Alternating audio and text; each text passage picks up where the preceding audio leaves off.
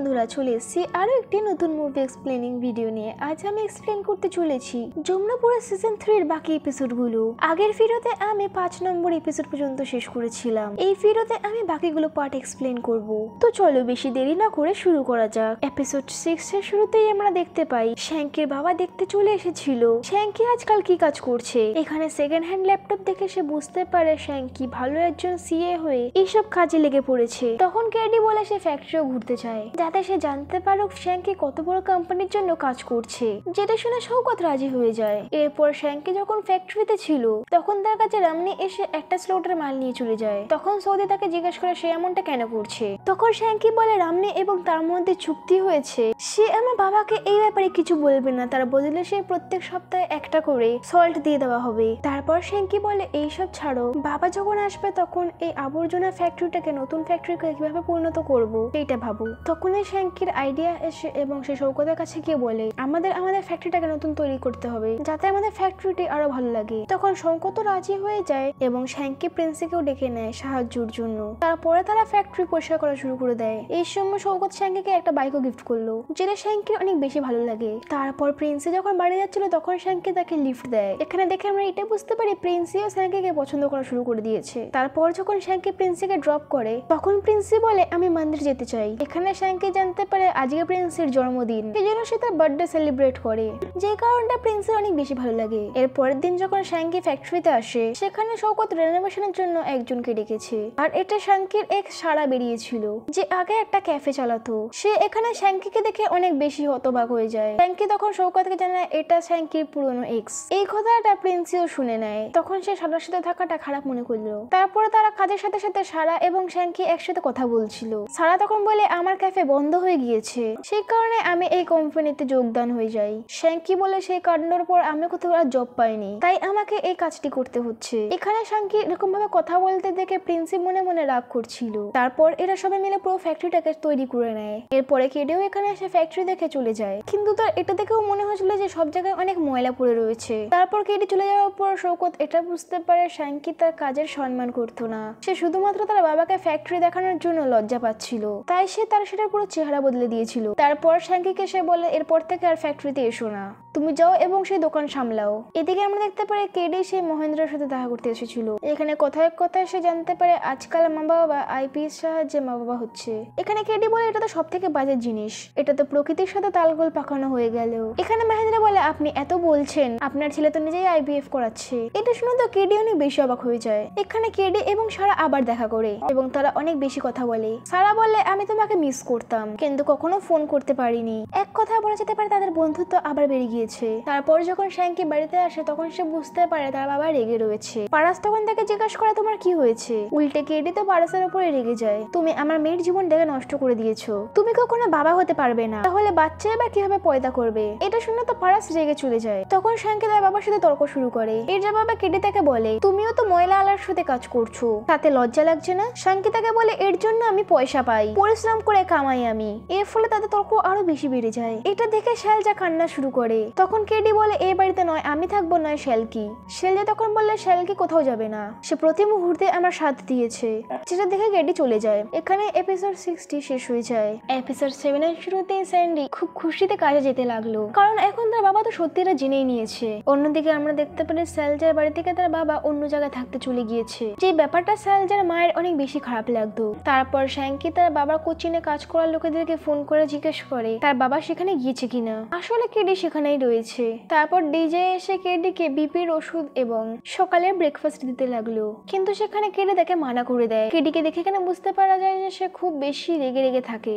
তারপর শ্যাঙ্কি যখন শওকতের কাছে ছিল তখন সেখানে লোহিয়া আসে, যাকে এমনি তাদের ফ্যাক্টরি হিসাব সামলানোর জন্য এনেছে। এই ব্যাপারটা শ্যাঙ্কি অনেক বেশি খারাপ লাগে। তারপরে শ্যাঙ্কি সারার সাথে একটা পার্লারে আসে আর সারা শ্যাঙ্কিলেরও ফুড ম্যাসাজ করার জন্য পাঠিয়ে দেয়। তখন আমরা দেখতে পারি এই পার্লারে প্রিন্সিও কাজ করতো। সে শ্যাঙ্কিকে দেখে সেখানে লুকিয়ে পড়ে। কেডি যখন ছাদ থেকে নিচে নামলো তখন তার বিপি বাড়ার কারণে সে পড়ে যায়। তারপর ডিজে তাকে সামলালো এবং তাকে জোর জবরদস্তি করে ওষুধ খাওয়ালো। কেডি কাঁদতে কাঁদতে বলে তার বাড়ির কথা খুব বেশি মনে পড়ছে, কিন্তু সেখানে সে যেতে পারবে না। তারপর ডিজে তাকে সামলায় এবং তাকে জোর জবরদস্তি করে ওষুধ খাওয়ায়। এটা শুনে ডিজে বলে সেই সারাংশের সাথে হাত মিলিয়ে নাও, কবে থেকে এরকম ভাবে থাকবে, যদি তুমি বাচ্চাটাকে পড়াও তাহলে তোমার মন লেগে যাবে, যার কারণে কেডিও রাজি হয়ে যায়। অন্যদিকে মাসাজ করার সময় শ্যাঙ্কি সারাকে জিজ্ঞাসা করে তোমার এটাতে মজা লাগছে কিনা। সারা তখন বলে আমার কলিং তো শুধু ক্যাফে, আমি পরে সেটাকে আবার ওপেন করব, আর আমিও জানি তুমি সি এর কাজটাকে অনেক বেশি উপভোগ করো, তাহলে তুমি এই কাজে কি করে ফেসে গেলে। তখন শ্যাঙ্কিও ভাবতে লাগলো তার কিছু করা উচিত। পরের দিন ডিজের বলাতে কেডি সারাংসের অফিসে আসে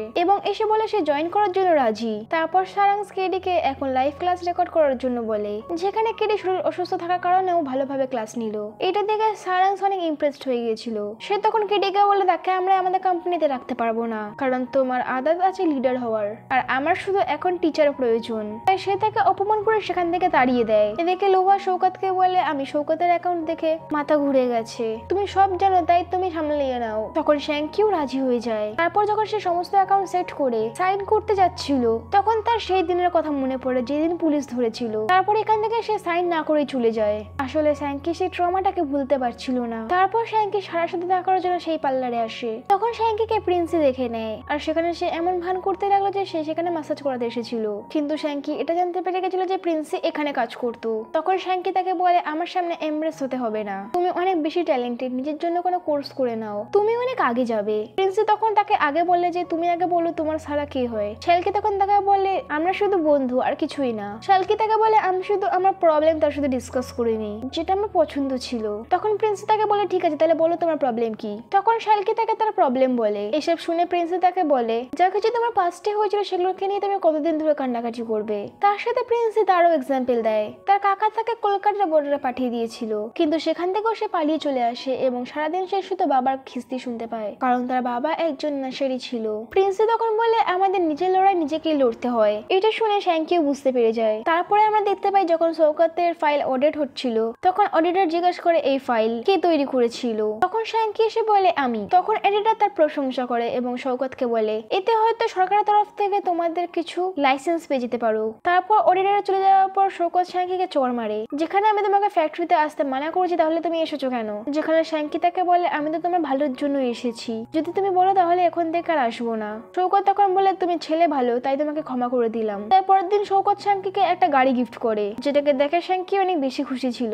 তখনই শ্যাঙ্কির কাছে ডিজের ফোন আসে এবং বলে আপনার বাবা নদীতে পড়ে গেছে এবং বলে হসপিটালে অ্যাডমিট রয়েছে এবং বলে কলটা কেটে দেয়। এটা শুনে শ্যাঙ্কি অনেক বেশি অবাক হয়ে যায়। আর এখানে এপিসোড 7 শেষ হয়ে যায়। এপিসোড 8 এর শুরুতেই আমরা দেখতে পারি শ্যাঙ্কি খুব তাড়াতাড়ি করে হসপিটালে এসেছে, যেখানে তার বাবা একটু ঠিকঠাক হয়েছে। সেখানে যমুনা পাড়ার বাসীরা এসেছিল। তারপর শ্যাঙ্কি তাদেরকে কথা শোনাতে যাচ্ছিল তখন তার মা তাকে আটকিয়ে দেয়। এই সমস্ত কিছু সারাংশের সাথে দেখা করার পর হয়েছে, কারণ কেডিকে সারাংশ অপমান করেছিল, তাই সে মাথা ঘুরে যমুনাতে পড়ে গিয়েছিল, যাকে খুব কষ্ট করে বাঁচানো হয়েছে।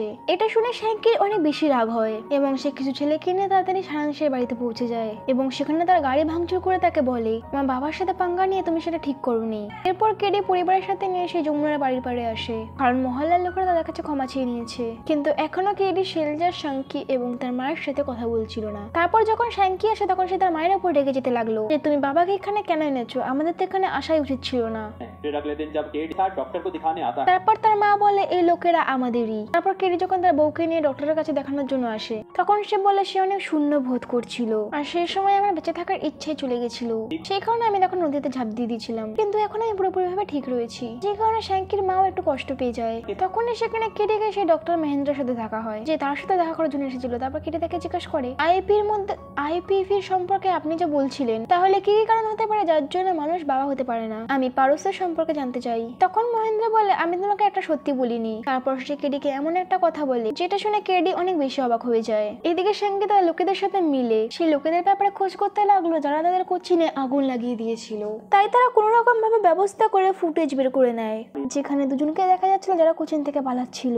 শ্যাঙ্কি এখানে বুঝতে পেরেছে যে তারা দুজনে আগুন লাগিয়েছে। এরপর দিন শ্যাঙ্কি সেই পুরো যমুনা বাড়ির লোকেদেরকে সেই ভিডিওটা দেখায় এবং সারাংশের পুরো প্ল্যানটা বুঝিয়ে দেয় কিভাবে তারা আমাদেরকে ভাঙার চেষ্টা করছে। তখন তাদের লিডার রানা বলে এখন আমরা কি করব। শ্যাঙ্কি তখন বলে আমাকে শুধু একটু সময় দাও, আমি যেভাবে হোক আমাদের কোচিনটাকে বাঁচিয়েই ছাড়বো। এদিকে কেডির সাথে দেখা করার জন্য পার্কসের মা বাবা এসেছে এবং কথায় কথায় পার্কসের মা বাবা বলে পার্কস তাদের নাক কাটিয়ে দিয়েছে, তারা একটা বাচ্চা তৈরি করতে পারেনি, যার কারণে কেডির মাথা গরম হয়ে যায় এবং তাদের সাথে ঝগড়া করা শুরু করে দেয় যে পারস খুব ভালো একটা ছেলে। এটা শুনে পার্কসের মা বাবা সেখান থেকে চলে যায়। পারস যখন কেডিকে সামলাতে আসলো তখন কেডি তাকে চড় মেরে দেয়। এখানে রিভিল হয় যে আসল সমস্যাটা সেলজার ছিল, পারস তো একদম ঠিকঠাক রয়েছে। পারস শুধু ডক্টরকে বলেছিল সেলজার নাম যেন কখনো বাইরে না আসে, নয়তো মহিলারা তার জীবন যাপন কঠিন করে দেবে। এই কথাটা কেড়ে পারাসকে বলে তার কাছে ক্ষমা চায় এবং তাদের মধ্যে সমস্ত কিছু ঠিক হয়ে যায়। তারপরের দিন শ্যাঙ্কিও সবার সাহায্যে শওকতের কোম্পানির মালপত্র নিয়ে আসে এবং সেগুলো পুরো কোচিনে সেট করে নেয় যাতে তারা অফিসারের কাছ থেকে ক্লিয়ার পেয়ে যায় কোচিন খোলার জন্য।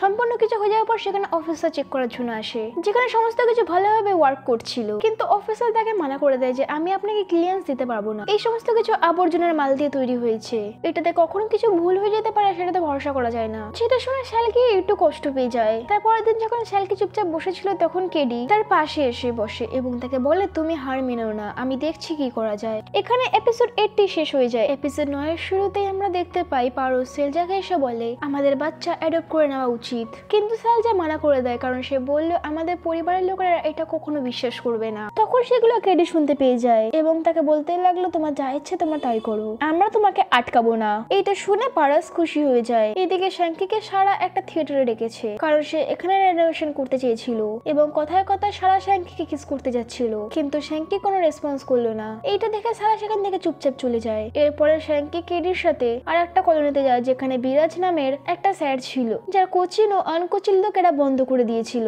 এখানে তারা বিরাজের সাথে দেখা করে এবং বিরাজ বলে আনকোচিনের লোকেরা খুব খারাপ একটা লোক, এরা টিচারদেরকেও বিরক্ত করে এবং তাদের কোচিনও বন্ধ করিয়ে দেয়। এমনকি এই আনকোচিনের জন্য এখানে অনেকগুলো কোচিন বন্ধ হয়ে গিয়েছে। এখানে বিরাজ এদেরকে আনকোচিনের ব্যাপারে অনেক কিছু বলে।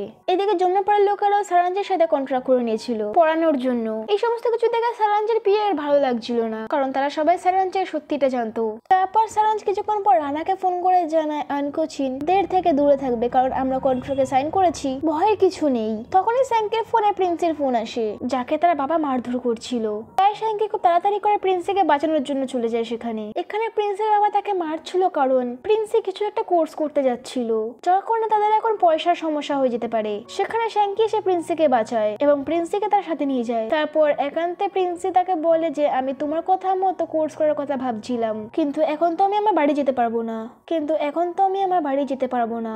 এইটা বলে সে কাঁদতে শুরু করে দেয়। তারপর স্যাঙ্কি তাকে বলে তোমাকে একটা জায়গায় নিয়ে যাচ্ছি চলো। এদিকে কেডি রানাকে বোঝে যে আনকোচিন লোকেরা তোমার ফায়দা নিচ্ছে। রানা তখন তাকে বলে এখন আমরা পয়সা কামাচ্ছি, তাহলে তোমার জ্বালান কেন হচ্ছে? তার মানে এই লোকেরা বুঝতে পারবে না। এখানে শ্যাঙ্কি প্রিন্সিকে সারার কাছে নিয়ে এসেছিল আর সারা মনে করছিল সে শ্যাঙ্কির সাথে ডেটে এসছে, কিন্তু প্রিন্সিকে সারার সাথে দেখে তার মন ভেঙে যায় আর শ্যাঙ্কি তাকে বলে প্রিন্সিকে কয়েকদিনের জন্য তোমার কাছে রেখে নাও। তখন সারা রাজি হয়ে যায়। তার কিছুদিন পর যমুনাপাড়ে আনকোচিন লোকেরা একটা অনুষ্ঠান রাখে। সেখানে যমুনাপাড়ার লোকেরা পুরো টিচারদেরকে ডেকেছিল। যমুনাপাড়ার শিক্ষকদের যখন মঞ্চে যাওয়ার কথা ছিল তখন তাদেরকে থামিয়ে দেওয়া হয় এবং সেখানে জানা যায় যে কন্ট্রাক্টের মতে এদেরকে ফাঁসিয়ে নেওয়া হয়েছে। আসলে এদেরকে তারা যমুনাপাড়া পড়ানোর জন্য বন্ধ করার জন্য এসব করছিল যাতে তারা তাদের টিচারকে এখানে অ্যাক্টিভ করতে পারে। এসব জানতে পারে এই টিচারগুলো অনেক বেশি অবাক হয়ে যায়। তারপরে কিছুক্ষণ পরে শ্যাঙ্কি সেখানে মাইক নিয়ে বলতে লাগলো আনপছনের লোকেরা কত বাজে পদ্ধতি ব্যবহার করেছে টিচার্সদেরকে শেষ করার জন্য।